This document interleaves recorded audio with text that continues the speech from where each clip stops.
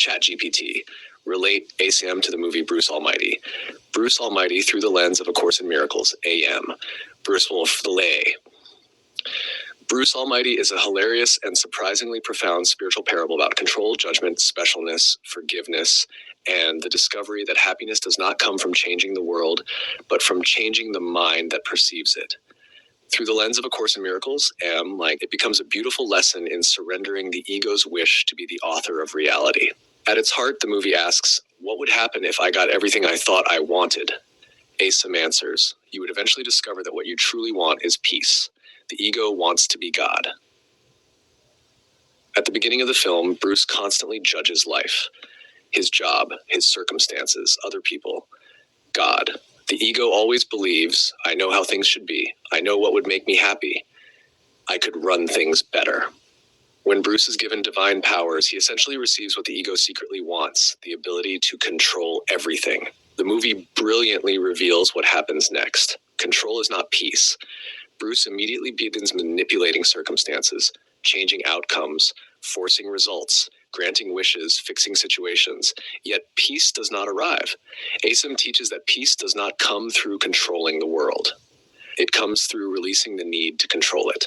The more Bruce tries to manage everything, the more chaotic life becomes. Judgment. One of the strongest ACIM themes in the movie is judgment. Bruce believes he knows what is wrong with everyone and everything. ACIM teaches that judgment is the ego's primary defense against peace. The movie repeatedly demonstrates the limitations of personal judgment. What initially seems desirable often creates problems. What initially seems problematic often serves a greater purpose. Specialness. Bruce wants to be special, recognized, successful, important. The ego constantly seeks specialness. ACIM teaches that specialness is a substitute for God's love. Bruce discovers that external success does not resolve inner dissatisfaction. The movie beautifully exposes the emptiness of the specialness pursuit. The prayer scene. One of the most spiritually significant moments occurs near the end of the film. Bruce stops asking for things, stops trying to control outcomes, stops trying to get. Instead, he genuinely prays for Grace's happiness, even if it does not include him. This is a profound shift from special love to holy love. ACIM teaches that love extends rather than possesses. This scene reflects that transformation beautifully. Miracles in perception. Bruce initially uses his powers to change external circumstances. Eventually, he learns that true transformation occurs within. ACIM defines a miracle as a shift in perception.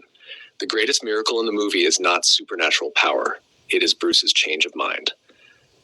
The burden of being the author. The movie repeatedly demonstrates how exhausting it is to believe that we must manage everything ourselves. The ego wants authorship, responsibility for outcomes, control of the script. ACIM teaches that peace comes through accepting guidance rather than trying to direct the entire universe. Bruce discovers that surrender is lighter than control. Forgiveness. As Bruce's perception changes, forgiveness naturally emerges toward others, toward life, toward himself. Forgiveness is not portrayed as a sacrifice, it becomes liberation. This reflects ACIM's teaching perfectly. Thy will, not mine. The deepest lesson of the movie mirrors one of ACIM's central themes. The ego says, my will be done. The Holy Spirit says, thy will be done. Bruce's awakening begins when he becomes willing to release his own agenda and trust something larger. The central reflection. The ego watches Bruce Almighty and asks, how can I control my life? How can I get what I want? How can I fix the world? The Holy Spirit watches Bruce Almighty and asks, what if peace comes from letting go rather than taking control? Viewed through ACIM, the movie becomes a joyful lesson in surrender, forgiveness, and the release of specialness. Bruce's journey reflects the ego's attempt to become the author of reality and the eventual discovery that true happiness lies in trust rather than control. The deepest message may be, the ego believes happiness comes from controlling outcomes. The Holy Spirit teaches that happiness comes from releasing control. When we stop demanding that life conform to our wishes and begin trusting a wiser purpose, we discover that peace was never dependent upon changing the world. It was waiting within us all along.